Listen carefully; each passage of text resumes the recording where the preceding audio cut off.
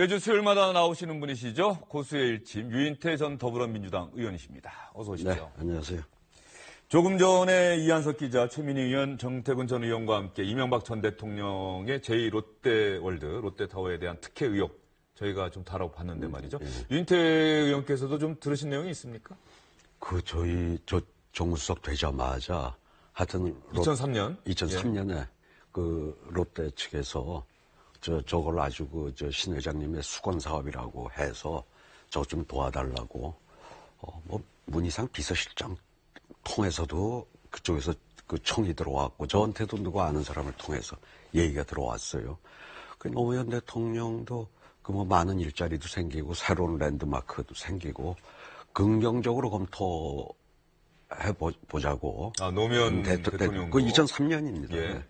근데 그 후에 결국 그 미국의 미 공군의 가장 권위 있다는 기관에서 도저히 안 된다 그래가지고 하여튼 노무현 대통령도 그렇게 해주려고 가능한 긍정적인 방향에서 처음부터 검토는 됐었어요. 그렇다고 한다면 노무현 정부 때는 긍정적으로 검토를 했는데 도저히 안 된다. 이한석 기자도 이정석 전 장관 이야기 인용하면서 그 얘기를 했단 말이죠. 안 되는 건 안 되는 거다. 그랬던 해주고 내용이 싶어도 그게 아마 미 공군에 뭐가 있나 봐. 제일 권위 있는 기관이 거기에서 이건 곤란하다는 거예요. 정부가 바뀌자마자 해주는 쪽으로 이 결론이 바뀐 이 과정에 대해서는 한번 검찰이 수사를 해서 밝힐 필요가 있지 않나 이런 생각이신 거죠? 어떻습니까? 있었겠죠. 안 그러고는 그렇게 해주려고 해도 못 해줬던 거를 저렇게 될 때는. 그리고 저한테 원래 저 청을 넣은 사람도 이것만 해주면은 리베이트가 있다는 소리까지 하길래 그거 싫다는 소리 말고. 롯데 그룹 관계자입니까? 한 달이 건너서. 한 달이 건너서. 건너서인데, 어쩌고 내년 총선 자금을 아이고, 우리 정부의 그런 소리는. 2004년 10대 총선. 총선에 그런 소리까지 덧붙이대요. 예. 저도 그런 경험이 있어서. 실명을 공개하실 수는 어떤 분이 그런 부탁을 놓는지? 이제 한 달이 건넌 사람이죠. 예. 그 사람 직접 롯데에 근무하는 사람은 아니고 자기가 롯데 누구 잘 아는데 이제 거기서. 어쨌든 청와대 정무수석에게 누군가 제3자를 통해서 그러한 민원을 제기를 했던 적은 분명히 있었다. 그리고 대통령도 일자리가 아까 보니까 2만 8천 명이라고 하네요. 상당히 많은 일자리가 나오니까 긍정적으로 검토하라고 노무현 전 대통령도 지시를 해서 검토를 해봤는데 참여정부에서는 이건 도저히 안 되는 것이다. 라고 결론을 내렸던 내용이 이명박 정부가 들어서자마자 결론이 뒤바뀌었다. 이 말씀 해주셨고요. 정태근 전 의원에게 마지막으로 질문드렸던 내용인데요. 그것은 정태근 전 의원이 이명박 전 대통령 측의 분위기나 기류를 잘 알 거라고 생각하고 제가 질문을 드렸던 것이고, 유인태 의원 생각은 어떠십니까? 지금 이명박 전 대통령은 지난번 대국민 입장을 통해서 정치 보복이다라고 하는 인식을 드러냈어요. 그런데 그 이후에 검찰 수사를 통해서 이제 여러 가지 내용들이 공개가 됐는데, 당연히 이명박 전 대통령 측은 이것은 표적 수사다. 이명박 전 대통령 측 망신주기고 검찰 소환하려고 하는 하나의 수순이다. 피의사직 공표다. 이렇게 이야기를 하고 있고, 드러난 사실에 대해서 국민들에게 실망을 준 데 대해서는 사과하고 있지를 않다. 이런 이야기들이 좀 나오고 있거든요. 전 사실 개인적으로는 이명박 대통령 측근에 있는 사람, 지금도 주로 가서 대책회의에 참여하는 사람한테도 그렇게 충고를 했어요. 이거 지금 와서 이명박 대통령이 자꾸 세상이 다 아는 걸 가리려고 손바닥으로 하늘 가린다고 가려지냐. 그런데 아마 이 시간 현재까지도 이명박 대통령께서 아직 이렇게 방향을 못 잡고 계신 것 같아요.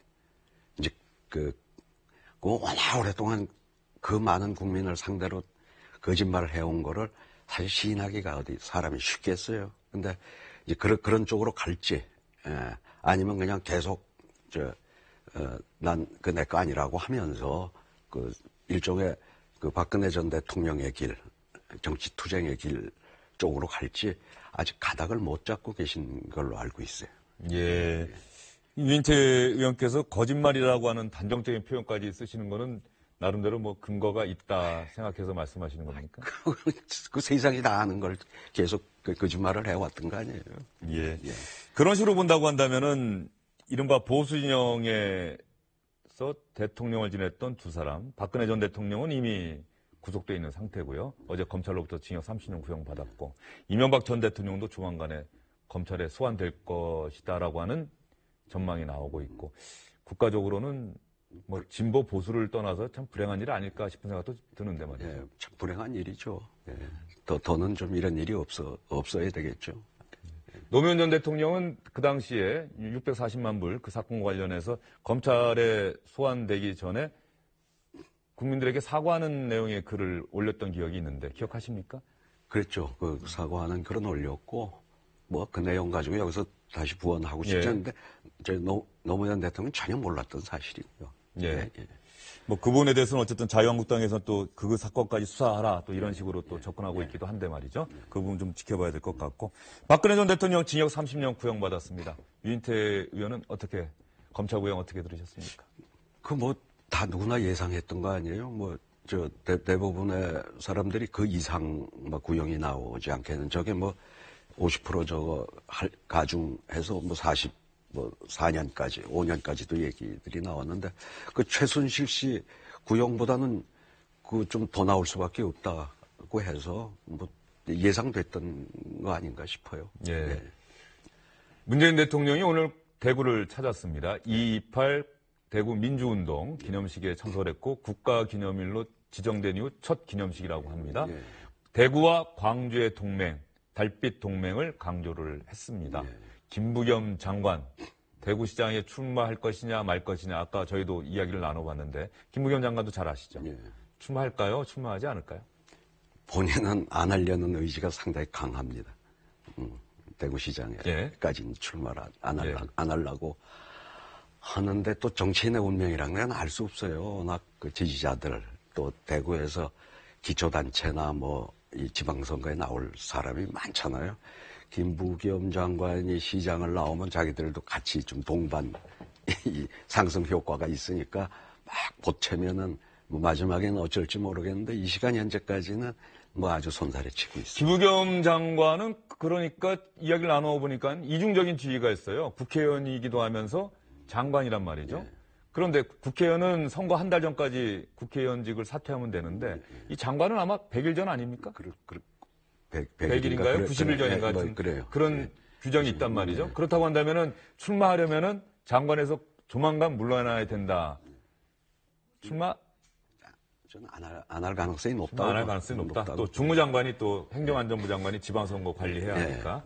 예, 어쨌든 김부겸 장관과 여권의 선택을 좀 지켜봐야 될 것 같고요. 김영철 북한 통일전선부장이 다녀간 뒤로 국회 상황이 상당히 시끄럽습니다. 자유한국당은 천안함 폭침의 주범이다. 이렇게 김영철을 이야기하면서 어떻게 이런 사람을 대한민국 땅을 밟게 하느냐 강하게 비판하기도 했는데요. 유인태 의원은 그 상황 어떻게 보셨습니까? 글쎄, 그 폐막식 대표단장으로 온 거 아닙니까? 우리 저 폐막식에 뭐 우리를 대표해서 이 사람 보내겠다고 그러는 걸 이쪽에서 그 사람은 좀 안 됩니다. 딴 사람 보내셔. 이러기도 좀 어려운 측면이 있었는데 한편으로 생각하자고 그러면 어쨌든 이 정부가 지금 미국하고 북한 사이에 뭐 중재를 하려고 그러면 뭐 청와대 관계자는 우리는 중매 역할을 한다는 표현까지 썼어요. 그러면 사실 저쪽에 그러한 정책의 가장 핵심적인 인사가 오는 게 한편으로는 어떤 대화의 파트너로서는 안성맞춤인 사람이 온 셈이잖아요. 뭐 먼저 왔던 뭐 김여정이 실세라고는 하지만은 뭐 그렇게 경험이 많은 사람은 아니고 그런 측면이 하나 있는데 우리 국민 정서에는 좀 거부감이 하필 그 폐막식에 온 대표 단장으로서는 좀 거부감을 가질 수밖에 없었죠. 또 천안함 유족도 계시고 천안함 장병들도 있고 그런 면에서 보면은 오히려 20대, 30대 젊은 층들도 그 부분에 대해서는 또 자유한국당 측 주장에 동조하는 여론이 많았다. 뭐 이런 여론조사 결과도 좀 있는 것 같던데. 처음엔 좀 그렇다가 뭐 그 대신에 와서 누구 뭐 김여정처럼 뭐 이렇게 화면에 안 나왔잖아요. 거의 그냥 와서 은둔하다가 또 떠나고 나서는 뭐 조금 여론이 조금은 나아진 것 같고요. 네, 제가 지금 방금 말씀드린 여론조사 결과 관련해서는 중앙선거 여론조사 공정심의위원회 여기 사이트에 들어가서 그 여론조사 결과 연령대별 문재인 대통령의 국정 지지도 이런 내용을 잘 보면은 혹시 참고가 되시지 않을까 싶습니다. 그러면 이번에 유인태 의원께 질문 드리기 전에 저희가 준비한 영상을 하나 보여드릴게요. 어제 오늘 SNS상에서 상당히 많이 화제가 되고 있고 논란이 되고 있는 영상인데 일단 영상 한번 보시죠. 차분하게 질의하세요. 차분하게 하시고. 하는데 계속 중간에서 지금 대세에 오신 거 아닙니까? 위원장한테 겐세이다라는 이런 이야기를 하신 거나 3.1절이 지금 내일 모레 남아 있습니다. 3.1절이. 그렇게 겐세이라는 표현을 써서 위원장한테 항의한 것은 대단히 불경스럽고 적절치 못한 발언이다 이렇게 생각을 하는데 혹시 제가 조금 우리 위원장님께 지금 과도한 말씀을 드린다 그러면 그 부분에선 제가 사과를 드리겠습니다. 자, 또 우리 이은재 의원님이 저한테 뭐 사과하신 부분은 제가 뭐 또 받아들이겠습니다. 받아들이고. 예, 이은재 의원이 왜 중간에서 자꾸 제 말을 자르세요 이렇게 이야기했어도 될 건데 갑자기 겐세이라고 하는 일본말이 나왔는데 겐세이가 우리말로 하면은 견제 뭐 이런 뜻일까요? 견제를 겐세이라고 한다고 예. 그럴까요? 뭐 주로 당구 칠 때 쓰던 말이죠. 뭐 고등학교 때.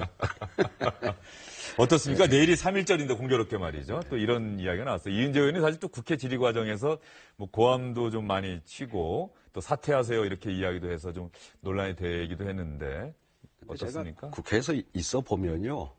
그 상당히 내용을 많이 준비한 사람들. 그래가지고 장관이 참 답변을 쩔쩔매게 만드는 사람은 주로 고함을 안 질러요. 예. 차분하게 그 장관에게 답변할 시간도 충분히 줘요. 반론의 시간도. 그래도 이제 장관이 뭐 이렇게 궁지에 그렇게 몰아넣는데 별로 준비 안 해온 사람들이 자기가 이렇게 논리가 답변을 들어보니 막힐 때 뭐 태도 가지고 내지는 말꼬리 자꾸 뭐 이래가지고 고함 국회에서 그 많이 지르는 의원들은 별로 의정활동 잘하는 사람이 아니다. 뭐 다 그런 건 아닙니다만 대충 그렇게 보시는 게 맞을 겁니다. 본인의 성격 이런 부분도 좀 작용하지 않습니까? 그것도 있는데 그 자기가 충분한 그 준비가 돼 있어가지고 그쪽에 부처의 명백한 잘못을 지적해서 하는데 왜 그렇게 거짓말할 때 고함을 지를 수 있는데 그렇지 않으면 상당히 논리적으로 차분하게 접근하죠. 근데 자기 논리가 좀 딸릴 때 되게 고함 지르고 뭐 그러죠. 유인태 의원도 의정활동 하시다가 상임위에서 좀 고함 지르신 적 있으십니까? 뭐 거짓말하고 이럴 때 덜어 있죠. 상당히 예. 거짓말할 때. 알겠습니다. 다음 달부터는 지방선거 국면으로 돌입할 것 같은데요. 지방선거 관련해서도 유인태 의원님 앞으로도 좋은 말씀 해주시길 부탁드리겠습니다. 오늘 말씀 잘 들었습니다. 예, 감사합니다.